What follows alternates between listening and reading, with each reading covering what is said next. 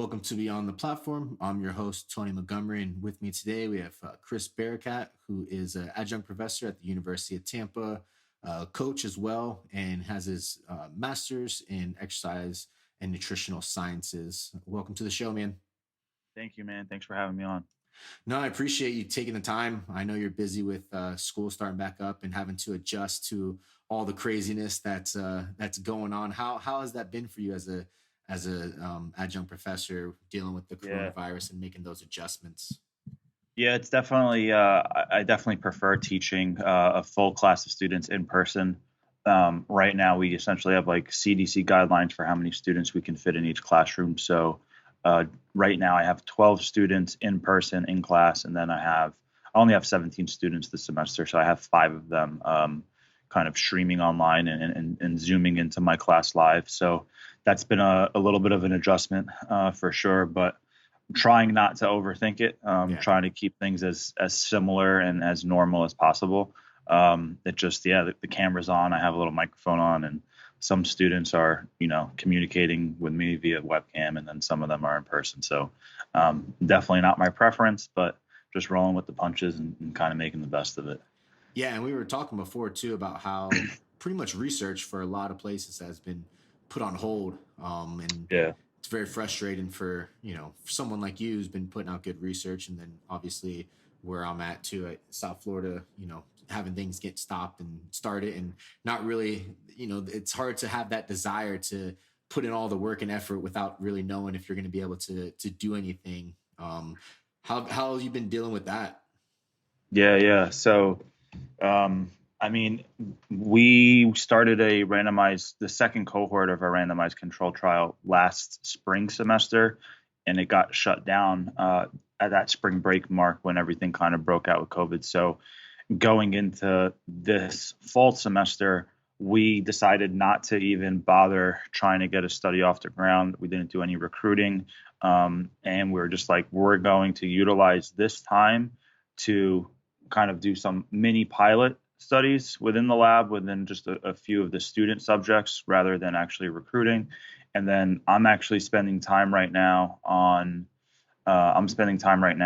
in regards to doing a meta-analysis. So I'm trying to make the most of this downtime where we don't have subjects in the lab and it's not super hectic like it normally is. Right. But I'm still trying to be as productive as possible and going through a ton of research, literally like 1,200 studies, and going through all these studies to get a meta-analysis together. So yeah, it's a totally new experience for me, but I like new challenges, and hopefully we kind of pick back up to the normal pace of data collection inside the lab this upcoming spring. So we'll see what happens. Yeah, meta-analysis and gathering all that information is like a lot to bite off for sure, man. Especially Yeah. with the 1,200, to be as thorough as you need to be with those things, with the inclusion exclusion criteria. It's like, man, that's a lot. Yeah, it's going to be a new challenge to say the least, but I'm excited for it because I've done randomized control trials in different styles within subject design, so on and so forth. Did a couple of narrative reviews, and just never have been part of a meta-analysis. So something new is exciting for me, and it's going to be a huge learning process, but that's kind of what keeps me ticking. Otherwise, I get kind of bored with For sure. the same monotonous things. Yeah. Yeah, I can see that, man. The idea of constantly trying to find new ways to challenge yourself is something that I get inundated with a lot. And, that's why you have your professor, you have your online business, you have a bunch of other stuff going on. It's that idea of like constantly trying to work in self-improvement, and you're just making it in a way that's actually like building success, and which is great, but it's also leaving you with that desire of like, what else can I do? Is there more? So from a personal perspective, like, how do you deal with that, desire to always want to do more and always want to become better without it interfering with your ability to enjoy what you've accomplished and like the day-to-day enjoyment of life and being present? Yeah, it's honestly really hard. So Yeah, it I'd be is. lying if I said like, oh, I got this balance shit figured out, because I don't. And it's something I'm always kind of juggling. Um, there's been periods where if I have like a little bit of downtime, it's hard for me sometimes to just like be grateful for that and just enjoy it. Where I'm like, fuck, I should be You doing feel something lazy. else. Like, I got to be productive. Yeah, yeah. I have so many goals that I want to reach that, there's something I can be getting after. So I'm always juggling through it. I will say I'm really fortunate that even though I teach at the university, it's a part-time gig, man. And right now I teach one class a semester, and that I do enjoy teaching like a lot, but I enjoy teaching not just in the formal setting of the classroom. I enjoy teaching via podcast, via social media, via seminars and stuff like that. Because one thing that's unfortunate about the formal academic setting is a lot of students are just going to school to get a degree, and they're not all 100% passionate about the topic at hand. So right now I teach nutritional supplements, and there's a handful of students that really really love it, but I just unfortunately know the truth of the matter is some of them are there just because they need those credit hours, and they're trying to get the grade and trying to get the degree. And that's really frustrating to me because, if I spend 5 to 6 hours putting together a lecture and then I go to class and I see a couple of students that aren't interested at all, I'm like, why are they even here? Yeah. Whereas every single person that's listening to this podcast right now chose to click play, they search this, and they want to learn and they want to listen, and that hypes me up just being around that kind of energy. So I love teaching. It doesn't take too much of my time. It's the research that takes up a lot of time when things are really busy and active there, and that gives me the opportunity to continue researching and working with our team there and being a part of that lab. So that's kind of why I keep that ball rolling. But yeah, man, it's constantly evolving too, and I'm always looking for like new challenges because it just get like if all I did was coach all day long online, I'd be so bored. And I had a couple of phases where that's happened, Yeah. and it made me realize like, hey, I need to do a lot more than just online coaching, even if it's good financially, and it's fine. Like, even if that's all I need to like get by, if I'm not happy and if I'm not enjoying my day to day, I don't want to do it. So Yeah. um, I mean yeah, that I gotta think keep it interesting.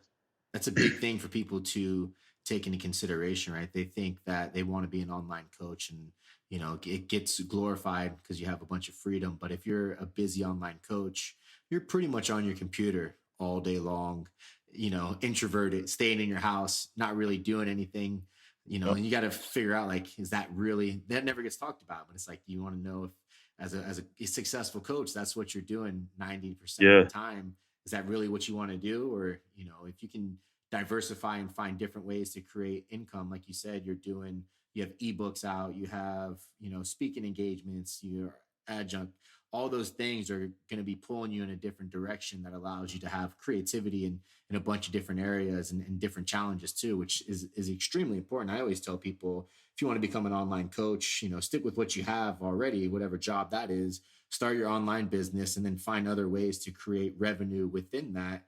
That's some of it can be automatized, whether it be books or lectures or anything like that you have for sale. And then other things need to be based off of, what you're doing as a teacher and as an educator, not just as a coach. absolutely, absolutely, man. It can get really boring if you're just answering emails all day.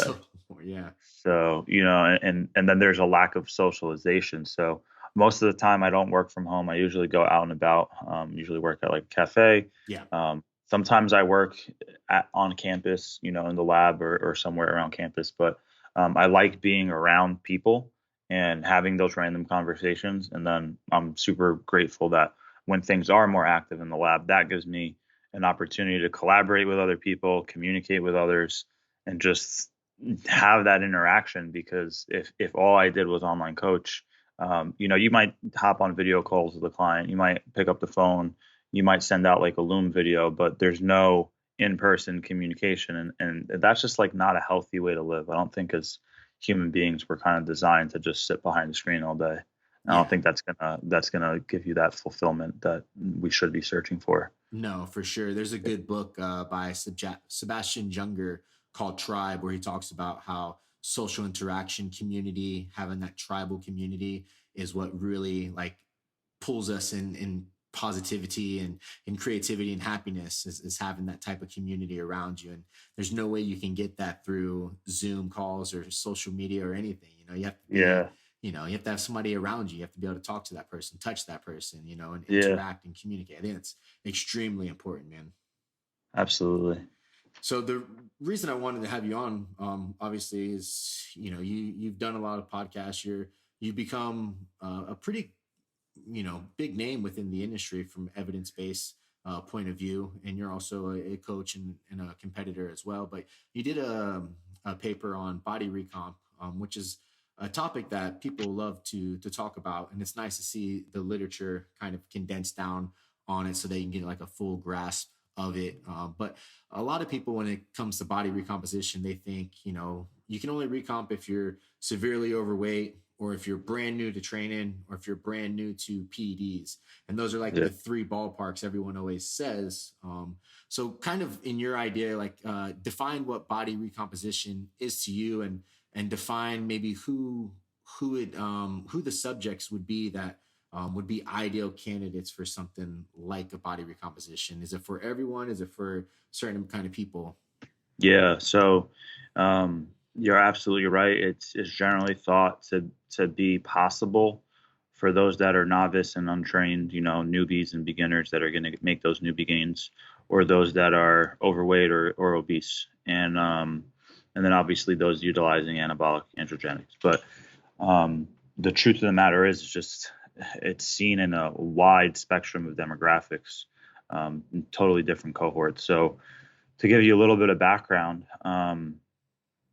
and I'll define body recomp real quick. So body recomposition is essentially building muscle mass and losing fat mass simultaneously. Another definition, or another kind of scenario that I still consider body recomposition, is where you're gaining more muscle mass than you are fat mass.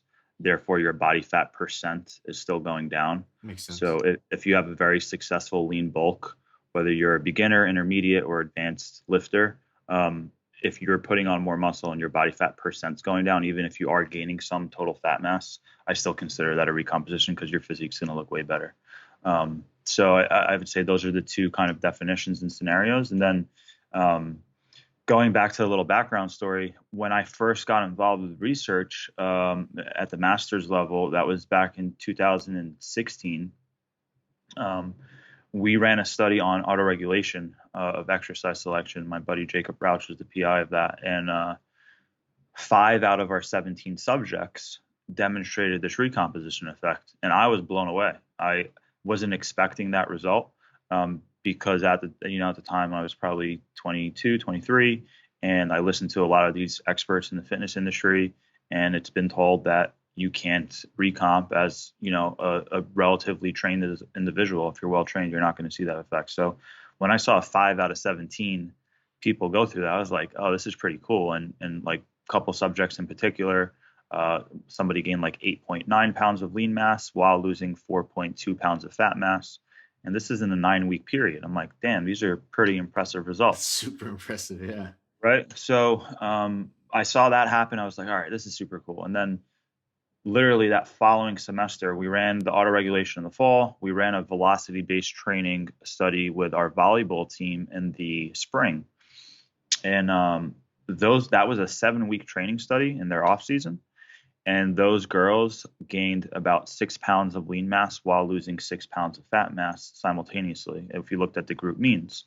And then I looked at individuals, and like some of these girls gained 8 pounds while losing 4 pounds of fat. And I was like, wow, this is super cool, super impressive. So I was like, this obviously occurs, this obviously happens.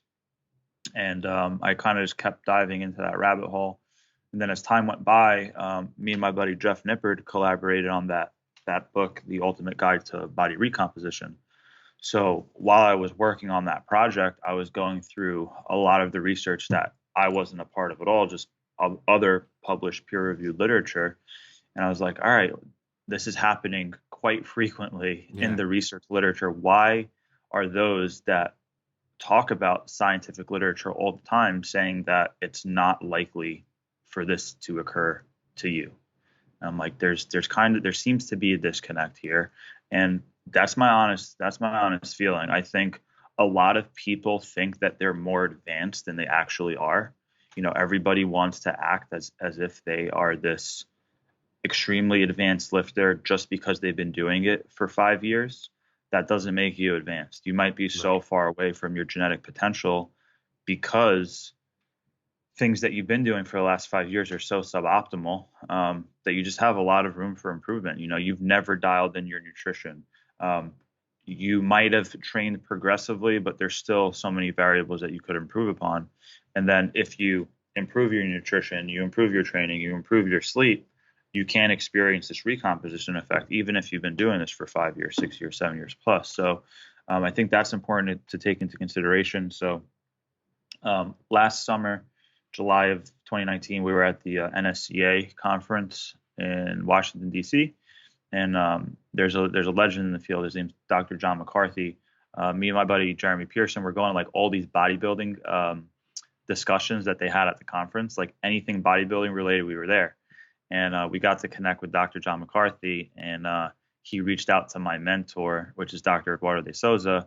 He said, like, hey, I met your students. They're really passionate about bodybuilding, and he invited us to contribute to the Journal of Strength and Conditioning because they were creating a physique athlete in bodybuilding, like special topics edition. I was like, oh, Okay. this is cool. That's awesome.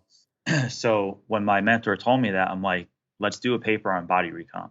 And he was like, man, I think that's a great idea. So I already had the ultimate guide to body recomposition. So I already went through so much of the literature. I'm like, let's finally like have a peer reviewed narrative review on this, and let's publish something. So that's kind of how it all started, man. But there's so much that we can talk about this topic. Yeah, no, definitely, man. Some of the studies that you put within your paper really eye opening, because like you said, you hear that there's only certain areas or certain people that can recomp, and maybe even if they can, is that like the right route to go? And that's a question that I wanted to ask you. Is like, is recomp?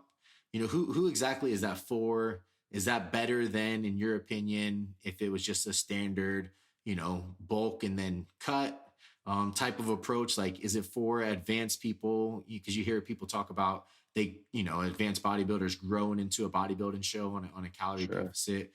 Just kind of like, dig in a little bit into those things, and, kind of allow people to understand like who can really benefit the most from body recomposition and who it may not be for exactly. Sure. So I think what's really important to decipher is actually, rather than setting your goal to be, hey, I want a body recomp, which is a lot of people's goals, they want to build muscle and lose fat. I think it's important to decipher, what is your primary goal? Do you want to build muscle or lose fat? Like, kind of separate the two, just from a contextual standpoint, like in your head, from a priority principle. And then from there, you can set up what your diet might look like, and the outcome of body recomposition is essentially more likely when you optimize more and more variables. And your starting body composition is a huge like moderator or confounding variable that's going to affect what degree you can recomp, how realistic is it for you, and then what your training age and your training status is. So I like to think of it as a sliding scale. Yeah. So if you have someone who is very novice and they have a high level of body fat, their ability to recomp is extremely high. On the opposite side of those sliding scales, which are two separate entities, if you have someone that's extremely advanced and extremely lean, their likelihood to body recomp is extremely low. Now, if you move one of these sliding scales over, so you have a newbie who is, you have a newbie in regards to their training status. They don't have much training experience. They're not too strong. They're very far away from their genetic potential. However, they're still very lean. I would expect that person to still build a significant amount of muscle, but they might not lose that much fat simultaneously, depending on what they're doing with their diet. But their body composition should improve, and like their body fat percent should go down depending on how they set stuff up, what they set their rate of gain up like, and stuff like that. So there's definitely a sliding scale there. And then I think it's also important to note, if you are an intermediate or advanced lifter, in regards to your training age and your training status, but you have a high level of body fat, you still have a much higher chance of recomping depending on how you set up your nutrition and training variables. So those things definitely play a role. And then like it's just all about what are you currently doing and what can you improve upon. Yeah. So we can kind of talk about that if you want me to provide like contextual situations and things that people really need to be paying attention to. Yeah, for sure. So the kind of thing about it in terms of if you're a leaner person, maybe that body recomposition would be in what you said of a lean bulk. Maybe that's the thing that that person should shoot for if they're leaner, regardless of their training age. And if they're a little bit heavier, maybe they should shoot for trying to optimize things and not necessarily lean bulk, but recomp from the first perspective you said of just shifting things to a more optimal position that'll allow you to do the recomp in a more general standard way. Is that kind of what you were saying? Yeah. So Okay. let's use a situation where someone has um, slightly higher body fat than they actually want.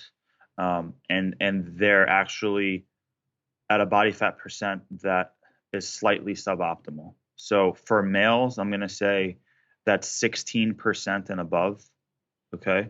And this varies per individual just based on some genetic differences, but What just does that generally speaking. what could you kind of describe what that looks like physically too? If people don't necessarily understand percentages, what would that look like? Maybe like a definition, ab Yeah. outline.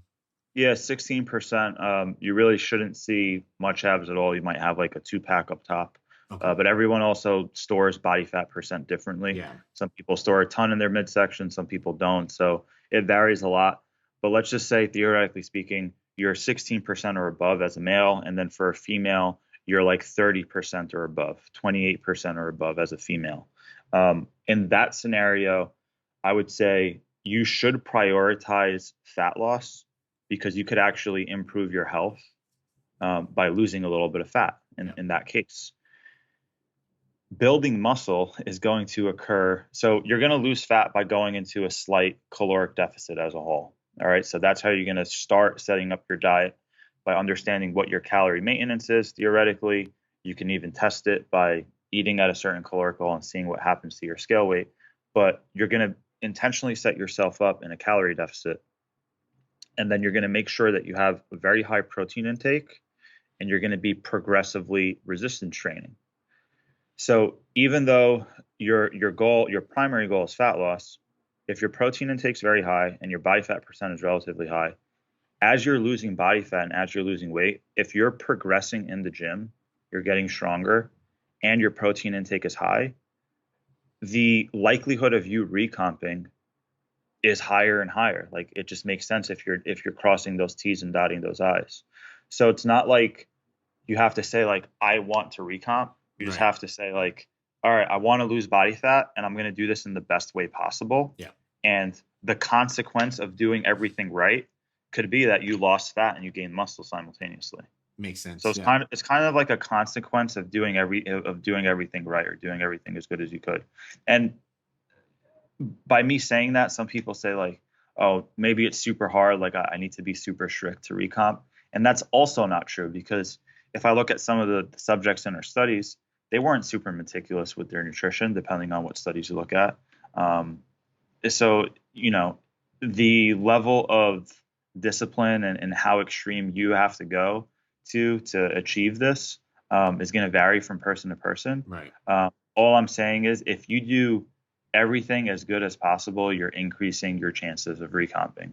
The same way as if you do everything as good as possible to build muscle, you're maximizing your muscle building potential. Makes Does sense. that make Yeah. sense? Yeah, no, definitely. So since you brought up the macronutrients and stuff and what you were saying too with the protein and not being as strict. I know there's some studies that show where all the person had to do is really just track their protein and they didn't really change anything else about their diet and they were able to recomp just by focusing on that one macronutrient. And protein seems to be like that I hate to call it like a magical one, but it seems to be that one where it's like all the research shows that like even in a calorie surplus, of a higher protein surplus, like you're still able to recomp and drop body fat. And do you want to get into like the idea of like what macronutrients kind of drive this? I know you said protein, but anything else that you want to touch on with that? Or I know Yeah, the really cool studies are the ones by Dr. Antonio with the super overfeeding of protein and the results of that. That one, once you read that, you're like, you're just blown away by like what protein can actually do for you. absolutely, absolutely. So there's a couple of things I want to mention. I think a lot of people have this black and white thinking where you need to be in a calorie deficit to lose fat, Yep. and you need to be in a calorie surplus to build muscle. The first statement is true. You need to kind of depends. You generally speaking, you want to be in a calorie deficit if you want to lose body fat. And if you are in a calorie deficit, in true calorie deficit, you will lose body fat. Yeah. Okay. The second statement of you have to be in a calorie surplus to build muscle is absolutely false. Because if you and I eat in a calorie surplus right now and don't resistance train, even if we eat 300 grams of protein per day, we're going to build zero muscle mass. Yeah. Okay. Our lean body mass might go up a little bit on a DEXA. That can literally be like intestinal growth, liver growth, body water, whatever. Muscle fullness might increase a bit, but we're not actually going to grow muscle fibers. Okay, so myofibril content is not going to increase unless we're resistance training. So a lot of people like to think of muscle and fat in a very similar fashion, and the truth is, we know and we can explain fat loss a lot better than we can explain muscle building. Yeah. So even though we know you need a calorie deficit to lose body fat, and that just makes sense, your body's going to tap into energy reserves when you don't have enough energy. Eating in a calorie surplus does not guarantee muscle building by any means. And there's actually a great paper by Slater and colleagues. I know Eric Helms was a co-author on there. That was called something along the lines of is an energy surplus required to maximize muscle, skeletal muscle hypertrophy? One, yeah. So that is a great paper, and we truly don't know the actual cost of building muscle and how much of a training stimulus is going to lead to how much muscle growth and how much protein intake variance is going to impact that rate of growth for that person based on the stimulus they're receiving. So it's just a much more complex process Right. when it comes to muscle building compared to fat loss. I mean, we barely know what mechanisms like drive hypertrophy to the most part. You know, it's like 1,000%, right. 1,000%. So like a lot of people, like that's a great point. So a lot of people like to talk about muscle protein synthesis, and I'm someone who mentions it for sure. But to chat with an Alexa Prize social bot? Sorry, Alexa just came on for no reason. No. That's what she does, man. Yeah. She's great and she's bad at the same time. But we didn't say her name, right? Right. No, not at all. Not at all. So where was I going with this? You were talking about the mechanics of muscle. Yeah. So like muscle protein synthesis, right? So in the acute fashion, we know that if you have 35 grams of whey protein right now, you're acutely going to increase muscle protein synthesis. Right. Okay. And that's whether you trained or you didn't train. But like I said before, just because you have an acute increase in MPS, if that resistance training stimulus wasn't there, you're not actually going to accrue more myofibril content. Right. And then there's also data, like I personally am a fan of higher meal frequencies. So if someone eats 3 meals per day and they're a client of mine, I'm going to try to get them to do 4 to 6 protein feedings rather than 3 protein feedings. And that's because you're turning on that muscle protein synthetic response more frequently. But the scientific research in what we consider chronic, it can be like an 8-week study, didn't show that made an impact on actual muscle growth. However, maybe the magnitude of effect was so small that it wasn't statistically significant over an 8-week period, but maybe it would have been over a 16-week period or a 24-week period in regards to statistical significance. And then there is some data that favors meal frequency in regards to building muscle mass and losing more fat mass, retaining more lean body mass and losing more fat mass when you are in a calorie deficit, even in subjects that aren't resistance training at all. So, I mean, I'm a huge advocate of a high protein diet, and we don't fully understand why it works and how it works, but there's plenty of evidence showing that it is essentially the safest macronutrient to overeat. There's a study that came out of your lab at USF by Campbell and colleagues, and that was the high protein versus normal protein feeding in aspiring physique competitors. And the really cool thing about that study was those on the high protein diet, they gained more lean mass and lost more fat mass, despite eating an additional 420 calories per day Yeah. compared to the low protein group. So I think that's fascinating, where you're eating more total calories, yet you're burning more fat and building more muscle. Yeah, and even anecdotally, I'm sure you've seen that as well within clients as they get closer to shows and stuff, and their macronutrients are getting far and few between. Just by shifting maybe a carbohydrate intake without even reducing calories and shifting it over to protein, they'll have some type of body recomp, and they'll also be more satiated too. And it's just, you can't underestimate the anecdotal stuff as well. Absolutely.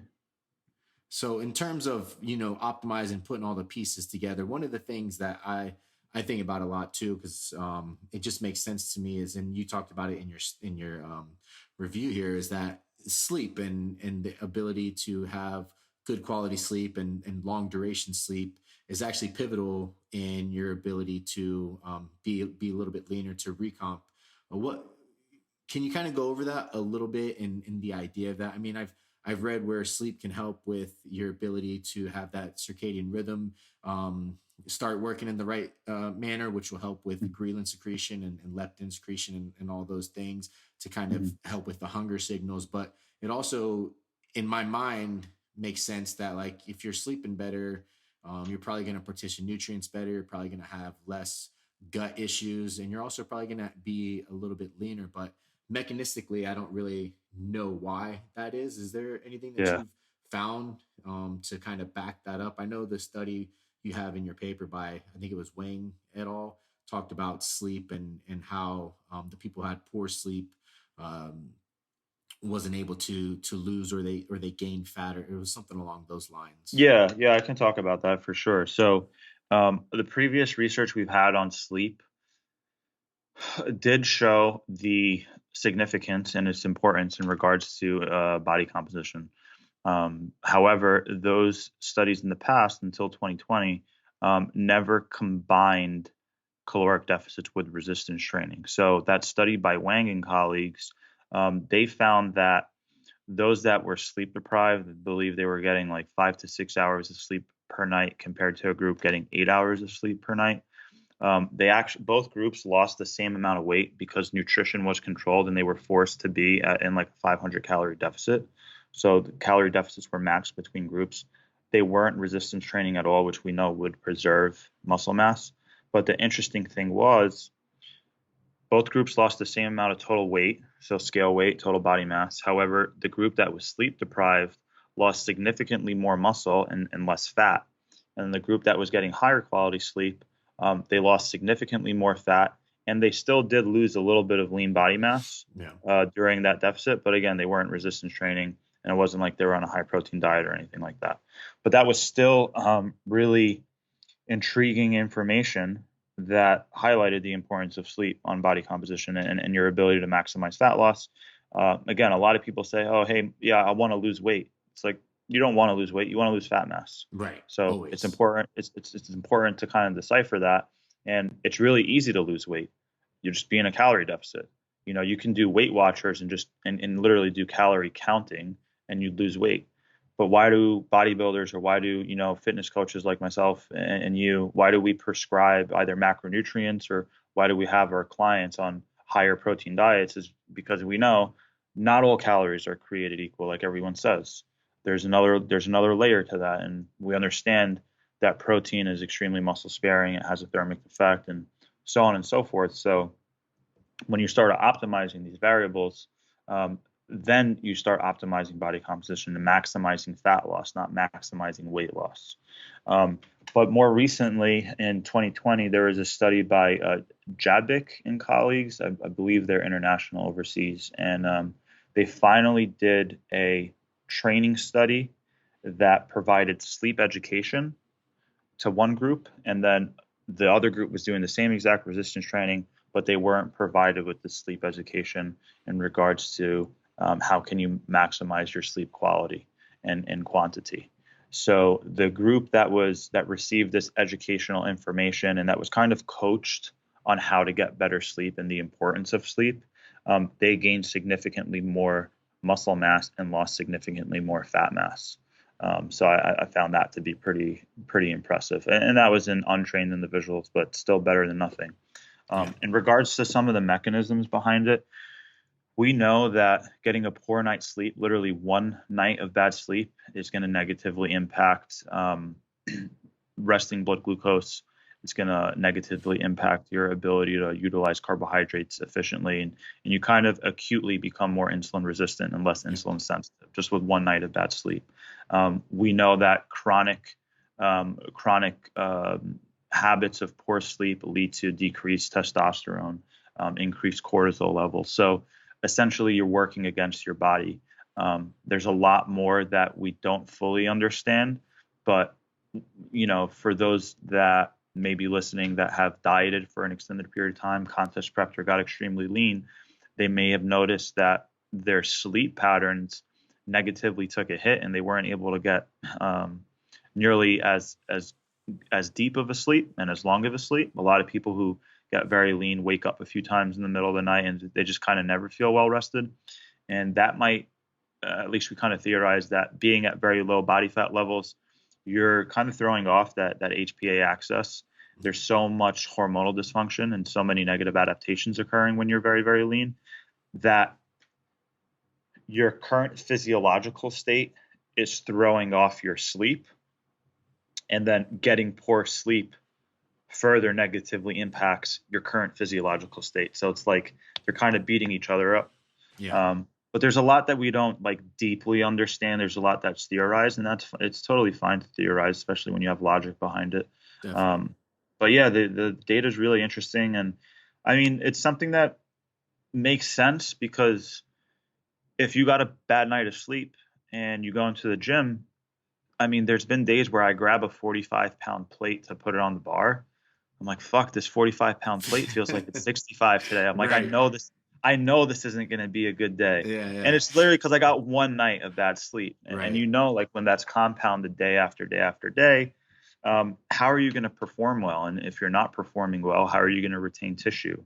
And then throw a calorie deficit on top of that. I mean, you're kind of working against yourself, right? So it really shouldn't surprise people how important sleep is, but it's cool to have some objective numbers to it and have data that really highlights that. For sure, man. Because I mean, I'm sure you've seen this as well, but I feel like the clients that have a solid sleep schedule and they have a good sleep routine also adhere to the plan much easier as well. And it could be because of like I said, the ghrelin. If you're having poor sleep, your ghrelin goes through the roof and you're just hungry all the time and you just crave foods. But I just feel like people that are well rested, mentally, they just feel better too. And they just adhere to the program and they're just dialed in. But yeah, I mean, along with sleep, is there other lifestyle factors that you found to help with this contribution to recomp? And then we'll kind of get into the actual training component that drives recomposition a little bit better. But any other lifestyle factors? Lifestyle factors. I'll talk more about nutrition when it comes to lifestyle, and then we'll dive into training. Yeah. So lifestyle is going to be obviously sleep, super important. Minimizing stress, just generally speaking. So are you an individual that when a stressful situation comes, you react to it in a very emotional way, and then you kind of stay in this fight or flight response where you let that external stress now internally stress you out and you're kind of reacting with it? Or are you someone who's very just chilled out all the time?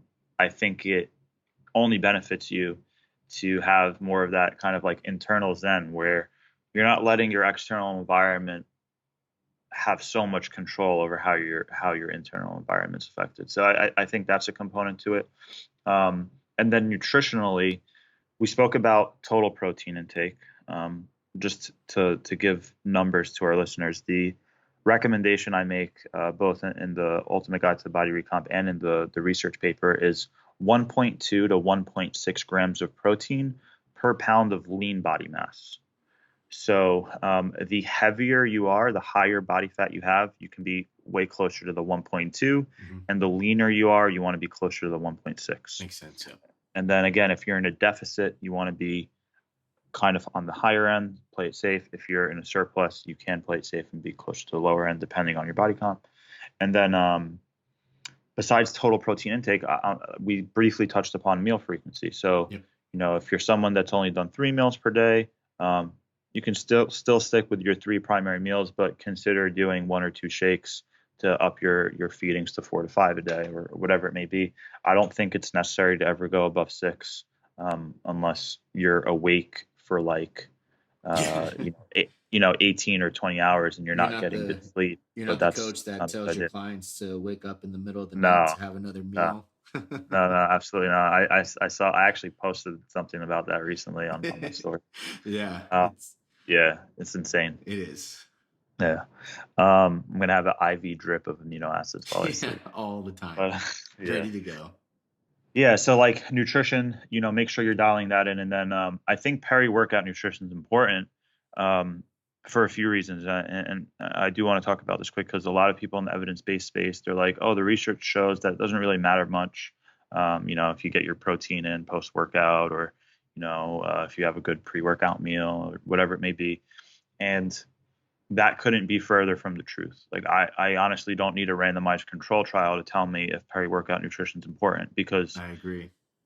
I mean, there's so many factors, right? But if I am in a calorie surplus and I have a decent amount of body fat and my muscle glycogen's full, my pre-workout nutrition isn't that important at the moment. I can do a 60-minute workout as long as I'm hydrated, and I should be good. If it's longer than 60, then my intra-workout nutrition might be important, or my pre-workout nutrition plays a more important role. But when I'm in a calorie deficit and I'm lean and my glycogen is pretty depleted, if I don't have a good pre-workout meal, I feel like shit in the gym. And even if I mistime my meals with my training schedule, I literally won't go to the gym unless I have a meal in me, so to speak. So like if I'm really lean and I'm contest prepping, if I eat a really good pre-workout meal and I typically wait 90 minutes before going to train, if I got busy with work and 2.5, 3 hours went by and I kind of didn't go to the gym as soon as I planned to, Right. I can't just go to the gym and just say like, I'm going to train intensely now, even though I ate 3 hours ago. I would feel like crap. I can do that in my off season. I can get away with it in my off season when glycogen's full and body fat's higher, but I can't do that during prep.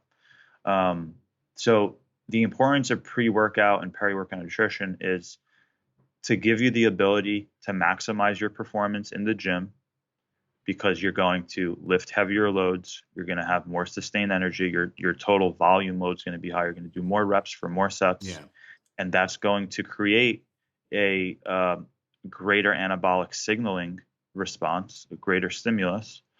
And then your post-workout nutrition is important too, so you can actually start that recovery. So the level of importance varies based on like what phase you're in, but to say it doesn't matter is just pure bullshit, and it frustrates. No, I agree too, man. One thing you touched on too that's extremely important is you'll have a handful of people, mostly female competitors, that think of the gym as a time to burn more calories. And it's like, so to them, maybe the peri-workout doesn't make sense to them because I just want to burn more calories. But you said performance, like you want to eat to be able to perform at a high level, because if you're able to keep your performance as high as possible in a deficit, the more likely you are to retain the muscle you have. Like you have to create that stimulus to create adaptation.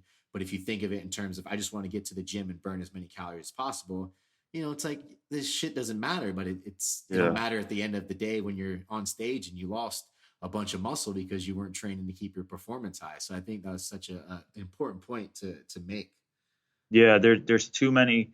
I was actually chatting yesterday on a podcast too, and I made that Albert Einstein quote where it was, things are made to be made simple, but not simpler. Or, you should make things as simple as possible, but not simpler. And what's happened in our space is we try to give black and white information, so we can write it on an infographic, or we can just like make it extremely simple for someone to understand, but we're actually falsifying the truth, and we're putting out bad information.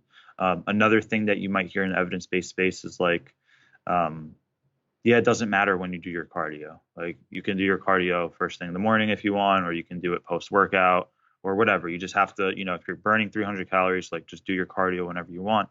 And I'm like, that's interesting, because we have data that shows if you do cardio post-workout, it blunts the protein synthetic response that you just aimed for through your resistance training. Like, the purpose of resistance training was to retain or build muscle, and then you did cardio post-workout, which blunts that response. So it's like, oh, does it not matter anymore? Like, are we just leaving this point out, or what are we doing? Yeah. It might not matter that much to, a random person that's going to, your LA Fitness or your Crunch Fitness, and they want to improve their health, but it matters to someone who's trying to preserve every ounce of muscle that they built while they're prepping or something like that. Yeah. I think once you fully understand how hard it is to build muscle, you'll do whatever it takes to maintain it as much as you can, preserve it. It's like sacred. It's the holy grail, Yeah, for sure. So and then in terms of nutrients, macronutrients too, is there a dynamic between the carbs and fats that you found to be something that shifts the recomp process for those two? In the literature, absolutely not. But based on my anecdotal experience and my coaching experience with clients, absolutely. So from a general speaking standpoint, the higher level of body fat you have, the higher percentage of total calories I prescribe coming from fat, and the lower carbohydrate intake I prescribe. And then the leaner you are, or the more physically active you are, the lower percentage of your calories is coming from fat, and the higher carbohydrate you're having. So I typically use a sliding scale for that as well. I never have clients consume less than 20% of their total calories coming from fat, to minimize nutrient deficiencies of fat soluble vitamins A, D, and K, and stuff like that. And then on the higher end of the scale, I never have clients above 35% of fat from their diet, generally speaking, unless they're on a ketogenic diet or something like that. But that's the sliding scale, right? So the heavier you are, or if you're super sedentary, you might be closer to that 35% range. And then the leaner you are, or the more physically active you are, you might be closer to that 20% range and never going below it. And then you're just filling the rest of your calories in with carbohydrate. Is that just from an insulin resistance perspective and just the energy output? You don't need as many carbohydrates if you're sedentary, and if you're a bigger person and overweight, you're probably a little bit more insulin resistant than sensitive. That is the exact logic and theory behind it. Yeah. I talk about that a lot in the book, and that's exactly how I set it up. No, it makes sense. Like you said, it's the simple stuff that makes sense. But if you have somebody that does the evidence-based practice and they don't actually logically think about that, then you're right. Like, maybe they'll just blow it off because there hasn't been any research to back it up, and that's the frustrating stuff when it comes to some of the research. But yeah, for sure. And going back to that, like high fat, low carb, and low fat, high carb. I also utilize like logical carb cycling, I call it, where on training days, that's manipulated a bit versus non-training days. So if someone trains 4 to 5 days per week, there's a minor manipulation to their macronutrients and total calories to a small degree, just based on that, right? They don't need as much fuel because they're not training as much, and total carbohydrate intake goes a little bit down. And then depending on what phase you're in, sometimes I increase the fats. Typically in a deficit, I increase fats on their non-training days. When they're in a surplus, it might basically be the same amount of fat on both training and non-training, and just slightly lower carb on non-training. That makes sense. Yeah, I do very, very similar approach. When it comes to resistance training, what is the research kind of shown to be the driving factor in terms of body recomp? Has there been any sway in one direction or the other when it comes to that? And if not, then anecdotally, what have you seen to kind of drive it? In regards to body recomp, literally no data at all in regards to building muscle and losing fat simultaneously. But we have we have a decent understanding on at least building muscle, and that's all that matters, is because that's the resistance training is driving that process. And essentially, it's progressive mechanical tension overload. That's going to be the primary driver. We have an idea that some amounts of metabolic stress can contribute to increased hypertrophic pathways as well, and then potentially cell swelling and stuff like that. But yeah, man, just actually making progress in the gym. So from a practical standpoint, how many people do you see at a commercial gym lifting weights and not writing one number down of what they're lifting?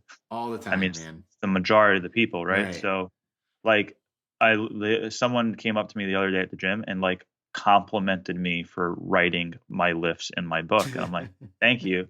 I'm like, I wouldn't be here if I'm not writing my shit down. Right. Cause I want to know like, where am I going to progress from? But it's simple stuff like that goes a long way. My buddy Matt Ogus says that's day one shit. Like you need to track your lifts. And yeah, man, like it blows my mind that people go to the gym 3 to 5 days per week, and some of them might work out hard, some of them might not. But regardless, whether they do or they don't, if they tracked what they lifted, they would probably be more intrinsically motivated to get better in some way. Right. It's like, are you going to the gym to literally break a sweat? Like, is that your goal? Because then just like go jog or like go play a sport or just do something outdoors rather than going to the gym. If you're like resistance training, I don't understand how you're not logging. Like, I really don't get it. Yeah. And it's so important because you can easily force progressive overload as a newbie and intermediate just by knowing what you did last week and what you want to do the next week. And like, you don't even have to train to failure. Like you can save 2 to 3 reps in the tank, but just progress that, and you're going to provide yourself with a higher stimulus essentially. So yeah, it's super important, everyone listening. If you're not tracking, start tracking your lifts. And if you just go in the gym and freestyle, like if you know you're going to do back or you're going to do chest or you're going to do legs or whatever it may be, and you just do that muscle group, create a little plan for yourself where you actually know what exercise you're doing and what sequence, and keep it the same from week to week or microcycle to microcycle, depending on how you set your stuff up, and challenge yourself to get better. Like if you're a competitive runner, you track your time that you ran your 1 mile and you try to improve upon your 1 mile run. Point. You don't just say like, oh, I did a mile today, but I didn't track it. Yeah. Like I completed the mile, but I have no idea what I did. And that's what people are doing in the gym. It's true. Like, yeah, I did my workout, but I don't know what I did. I don't know if it was better than last week. That is true. I think, if you have someone who's just getting into running, they can actually grasp the concept of like, I need to improve my run time to know that I'm getting better. But you get someone that's into lifting, it's like a completely different world. They just show up and just lift weights and, call it a day. And if they did what they think was good enough, then what's the point? Of like, there's no need to track these numbers on this bar and these numbers in these pins and machines. They don't mean anything. They're just there, right? I don't need to get better every week. But one of the debates you'll get into when it comes to logbooking and tracking is like, well, what do you progress? Right. And, if my goal is to put on as much muscle as possible, do I progress, sets? Do I progress reps? Do I progress load? What is it that I'm trying to progress, and why is it like, if I'm writing in this book, what am I trying to be? Sure. Yeah. I typically progress via load and reps. I really don't change the amount of sets I do too often. I might auto-regulate that a little bit just based on how I feel. So, 1 week I might do one less set. One week I might do one more set from time to time. But generally speaking, the number of sets stays the same. And right now, 6 out of my 9 training sessions, I basically only do 2 working sets per exercise, like 2 actual sets. Everything else is just an acclimation and like an actual warm up that isn't pre-fatiguing me and exhausting me. It's not tiring me out. That's blasphemy in the evidence-based industry, man. Two working sets. That's too low volume. I know, man. I know. But I also train at I don't save many reps in the tank at all on those Right. two working sets. Like that's the, like you said, you have a scale, right? And You the have a same thing with scale. volume, right? Like you can push volume if you're 3 to 4 reps in reserve on every set, but if you're getting closer to failure and you're stronger, then you're not going to be able to do too many sets, you know? Yeah, yeah, and that's all you need, and you kind of just know it. You're like, okay, I'm done with this exercise. We'll go to the next one. I think that's Um, so important, the intuitive approach to it, right? Because you'll have some people, their program will say 3 sets, but after that first set, it's just complete, they're completely smashed. And it's like 2 more yeah, sets isn't going to do anything but just build unnecessary fatigue, you yeah, know? But yeah, they follow the paper. They don't have that yeah, intuitive approach, which is extremely important. yeah, Um, can you for do me a sure. favor and define? You said mechanical tension is what you use to drive the stimulus. Can you define that for people? What exactly does that mean for a lot of people who may not know what mechanical tension is? Yeah, so on the on the biochemical level, we kind of call that mechanical transduction. So if you isometrically contract your muscle, you're creating muscular tension, right? And at the cellular level, the amount of tension that is forced upon the muscle um, leads to a certain amount of muscle activation. So now you're recruiting more motor units and you're activating more muscle fibers to actually be tense. And then from there, you're getting some sort of signaling response where it's like, okay, um, we might need to increase protein synthesis to deal with this level of stress. Now, if the level of stress is very low and the amount of tension, like total tension throughout the entire session, was low, um, and your body dealt with that amount of mechanical tension relatively fine, you're not going to have a very anabolic signal because your body doesn't need to adapt to deal with what was just placed upon it. Okay. If you increase that stimulus, if you increase the amount of tension on the muscle, whether it's within one rep, within the entire set, or within the entire session, you're now taking steps towards um, demanding a larger anabolic response to deal with the stress that was imposed upon it. So if it's the first time you're in the gym and you grab a 15-pound dumbbell to do a dumbbell curl, we're going to say, for argument's sake, form is absolutely perfect. Your shoulder joint is locked into place. Let's actually use a machine. We'll use a preacher curl just so there's some external Okay. stabilization if there's no movement. Um, and you have it on 20-pound preacher curl. You know, the first time you're in the gym, that might be relatively heavy for you, and that might be creating a lot of mechanical tension. And you might have to flex as hard as you can just to move through that concentric. Therefore, you're activating a ton of motor units, and you have a high level of muscle activation, and then cellularly you have more mechanical transduction going on. As you get stronger and stronger, like if you and I go into the gym now and we do that 20-pound set, we're not going to create a ton of mechanical tension. Because we have larger muscle fibers now that can deal with that external load with less effort. Essentially, we don't need to turn on all these motor units to deal with that 20 pounds. So if you go from 20 pounds to 25 and you progress, you're creating more tension to deal with that heavier load, so on and so forth. So, if you started off in the gym and you benched 95 pounds, you eventually got to 135 and 185. Now you're benching 225, whatever it may be. That 135 is now your warm up, Right. and the only way for you to get a positive stimulus from 135, if it's extremely easy for you, is to do so many reps where you're going to concentric failure.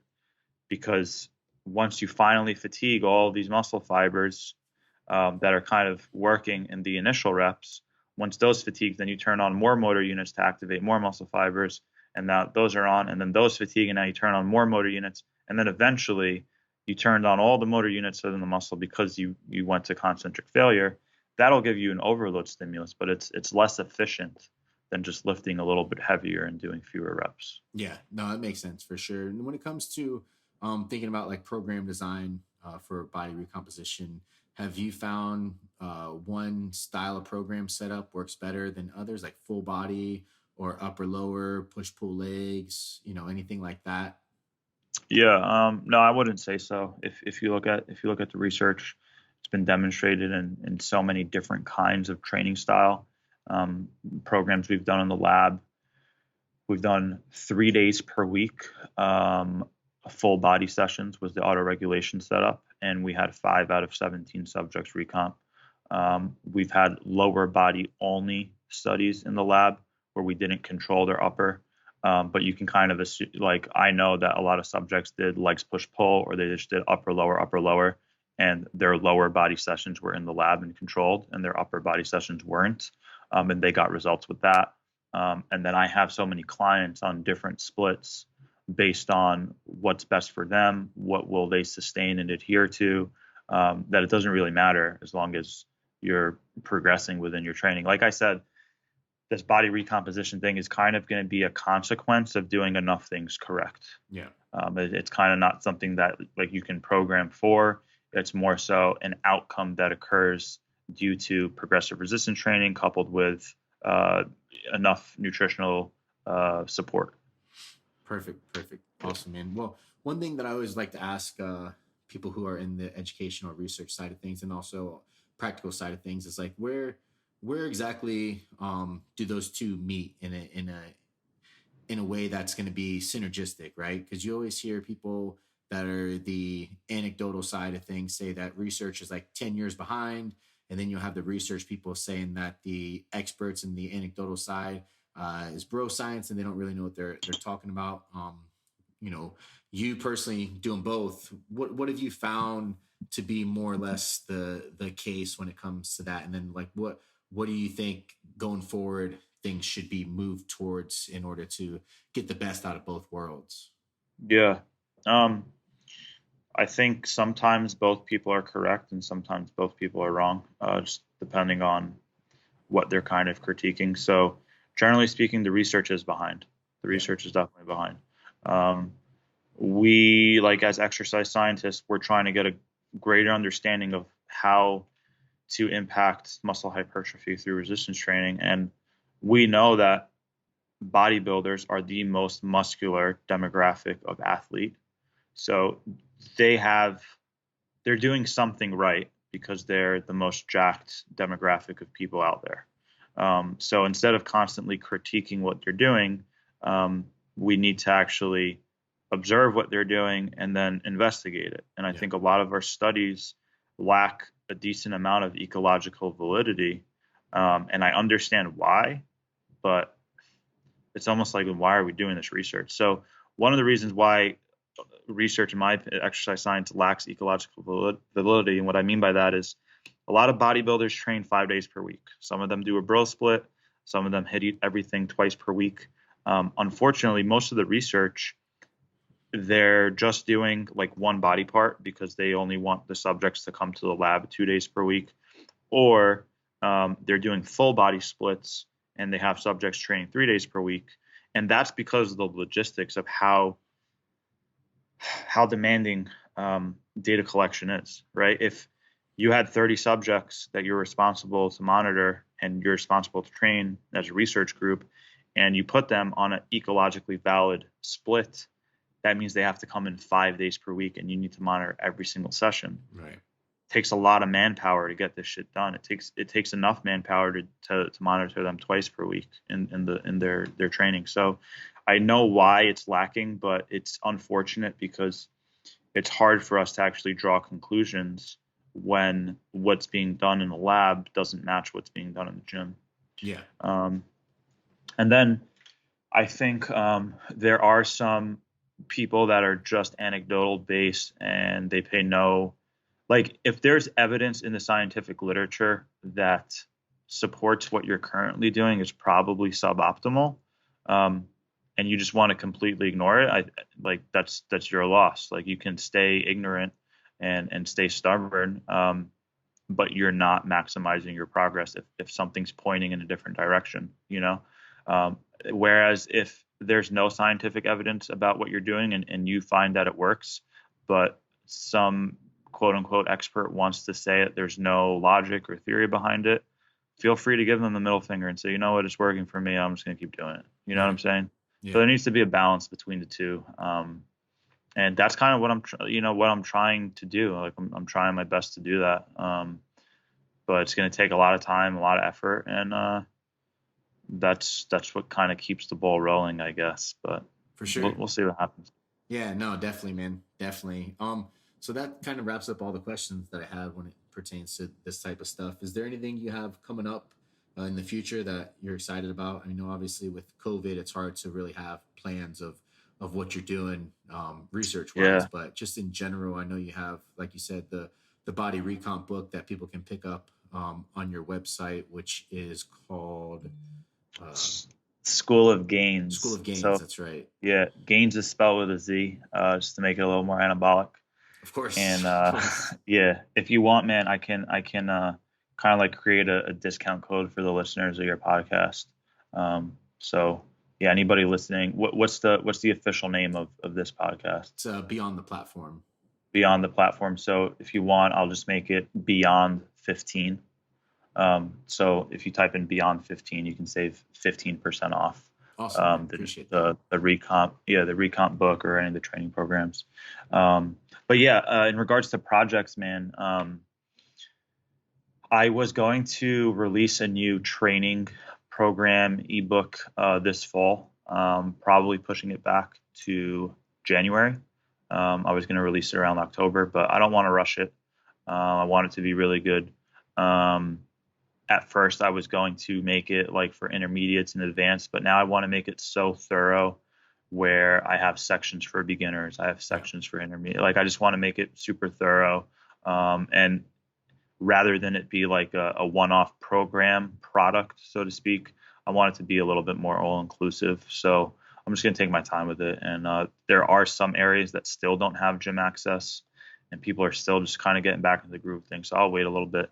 In regards to research, we started a really cool follow-up investigation in regards to volume last fall. So fall of 2019, we had our first cohort of subjects go through it.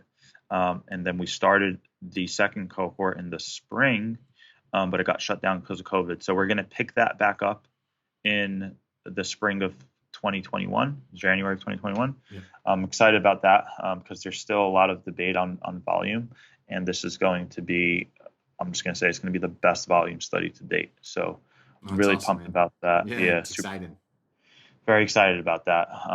And then I was working on personally a carbohydrate mouth rinse study, more of an acute study, to see how carbohydrate mouth rinsing may impact or improve resistance training performance.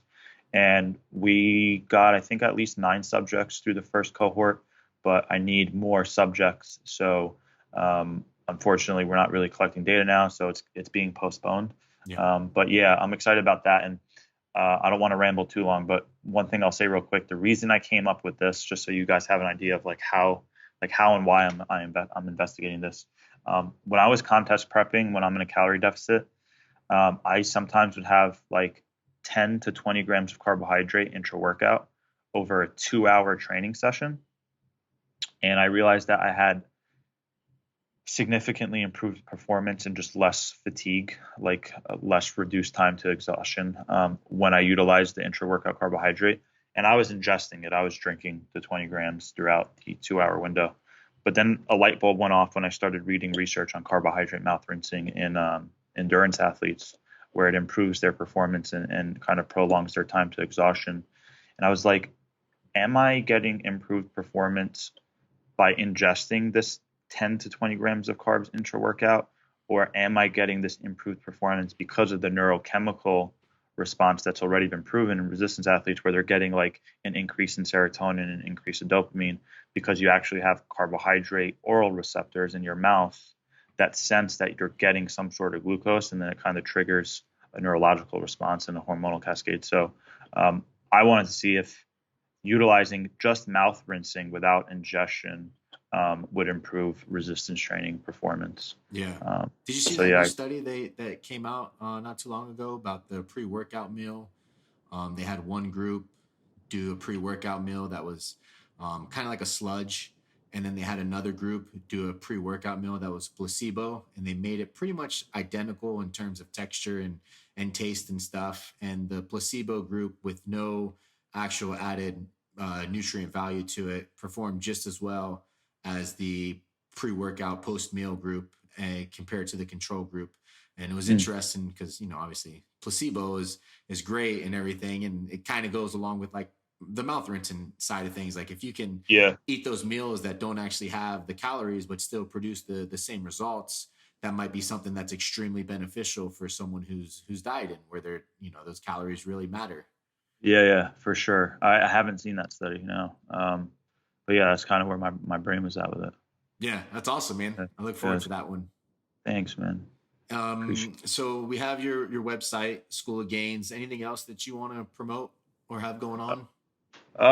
So if anyone's really interested in competing, you can check out competitivebreed.com. That was my first baby. So that's always going to be there. That's for like my competitive athletes. That's for like my team, my bodybuilders, physique athletes, figure competitors and stuff like that. And then School of Gains is more the educational platform where you have articles and videos and podcasts like this will be posted on there. And any of the research I'm doing, you kind of pull up there, the published peer-reviewed stuff and just the blog articles you could find on there. So, that's really it, man. Awesome. And then, last thing on Instagram, you can follow me there at Christopher.Barakat. Perfect. Well, I appreciate you taking the time to do this. My pleasure. Yeah, no, it was great. I enjoyed talking to you about the recomp stuff. It's always interesting and it's nice, like you said, to get some of the research on it and to kind of be able to put it all together for people so that they have a full comprehension of, when and how to do these type of things. Absolutely, man. All right, man. Well, thank you for your time. Take care. My pleasure. Have a great weekend. Thank you, man. You too.